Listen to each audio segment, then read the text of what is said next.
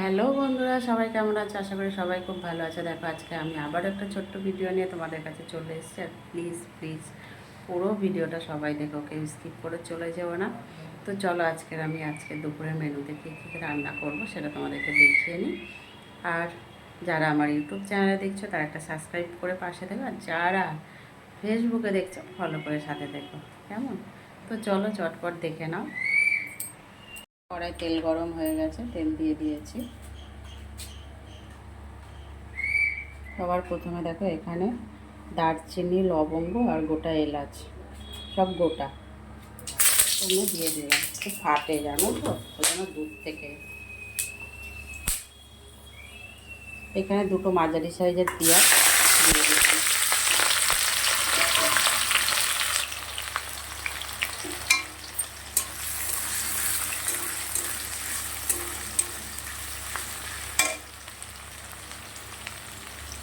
তিনটে মাঝারি সাইজের আলু ছোটো ছোটো করে ডুমো ডুমো করে কেটে নিয়েছি, দিয়ে দিলাম। তবে এটা একটু ভাজা ভাজা হবে, কত সময় 2 থেকে 3 মিনিট ছেড়ে দেবো।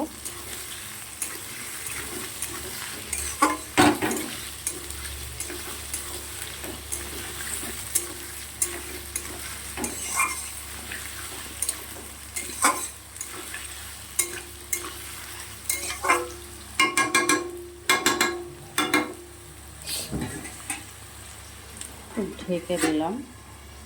আর এখানে দেখো বন্ধুরা, রান্না করছি হচ্ছে তোমার একটু পেঁয়াজ কুচিয়ে প্রথমে তেলের মধ্যে দিয়ে দিয়েছি।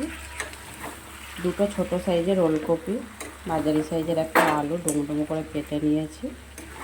নিয়ে তেলের মধ্যে দিয়ে একটা মাঝারি সাইজের টমেটো, আদা, জিরে বাটা, ধনে বাটা, মাছের মাথা, নুন, হলুদ, লঙ্কার গুঁড়ো সব একসাথেই তেলের মধ্যে দিয়ে দিয়েছিলাম। দিয়ে কিছু সময় ঢেকে দিয়েছিলাম। এবার এটা ভালো করে কষাবো। মাছের মাথাটা দিয়ে দিয়েছি কেন, একেবারেই একসাথেই দিয়ে দিয়েছি। মাছের মাথাটা আমি আলাদা করে ভাজিনি, এর সাথেই ভাজা হয়ে যাবে, কষানো হয়ে যাবে। গ্যাসটা কিন্তু আমি একদম কম করে দিয়ে রান্নাটা করছি। তাতে কী হবে, আমার মশলাটাও কষানো হয়ে যাবে, আলু ওলকপি দুটোই সিদ্ধ হয়ে যাবে, মাছের মাথাটাও সুন্দর ভাজা হয়ে যাবে। সেই জন্য একেবারেই করে দিয়ে দিয়েছি।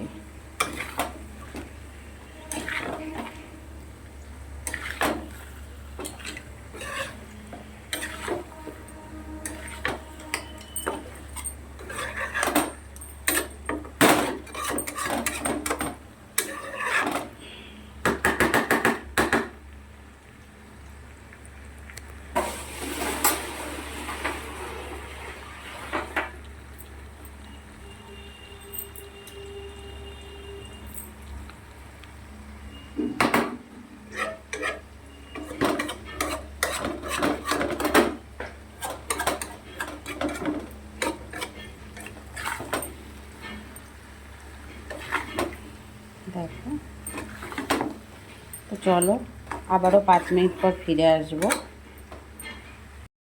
ওলকপির তরকারিটা মাছের মাথা দিয়ে যেটা করছি সেটাতে মশলাটা কষানো হয়ে গেছে। এবারে সামান্য একটু জল দিয়ে দিয়েছি।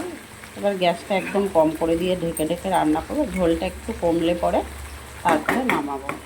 প্রায় রান্নাটা হয়েই গেছে। আর এদিকে কড়াতে আদা রসুনের পেস্ট, আলুটা বেশ ভালো করে ভাজা ভাজা হয়েছিল। তারপরে আদা রসুনের পেস্ট, জিরে ধনে পেস্ট করে দিয়ে দিয়েছি। এবারে এতে দেখো মশলাটা অনেকটাই কষানো হয়ে গেছে। নুন দেবো পরিমাণ মতন,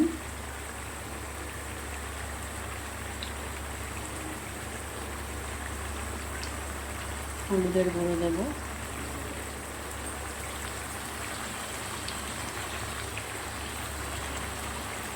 লঙ্কার গুঁড়ো দেবো,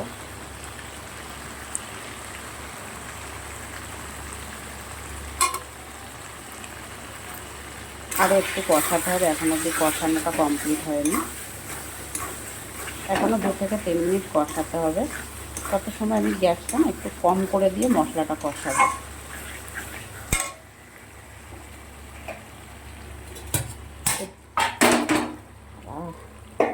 এদিকে গ্যাসটা কম করে দিয়েছি। আবার 2 থেকে 3 মিনিট পরে এসে বন্ধুরা দেখাবো। মশলাটা খুব ভালো করে কষানো হয়ে গেছে, আলুগুলো সিদ্ধ হয়ে গেছে, প্রায় আর একটু বাকি আছে সিদ্ধ হতে। জল দিয়ে দিলাম অল্প একটু।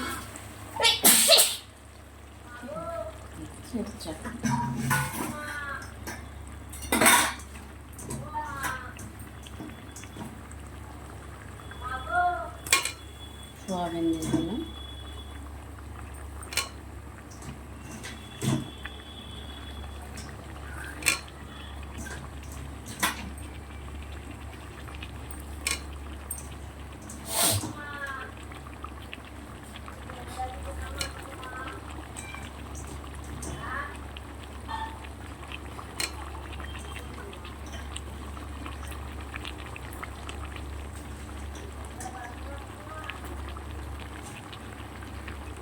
আর একটু ভালো করে কষিয়ে নিয়ে তারপরে পরিমাণ মতো জল দেবো।